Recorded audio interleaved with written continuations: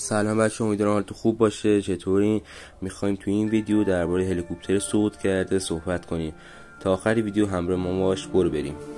اینجا که دارم مپو نشون زوم میکنم، در اینجا یک هلیکوپتر صعود کرده نزدیک آپدیت هست که وقتی میریم جلوتر در یک گودالی یه هلیکوپتر صعود شده یا چاپر میبینیم که اگر اوپن مموری رو بزنیم در اینجا یه روح احضار میشه که باها دست میده و یه چند ثانیه میگذره که بهتون ماسک گوستو میده و ما ماسک گوستو ور میداریم. این بود از این داستان هلیکوپتر صعود کرده. اگه میخوای دنبال ادامه داستانش هستی، کلمه پارت 2 رو تو کامنت ها بنویس و لایک و ساب نره. اینم از هلیکوپتر صعود کرده. امیدوارم از این ویدیو خوشت اومده باشه. تا ویدیو بعد، خدا نگهدار. ساب و لایک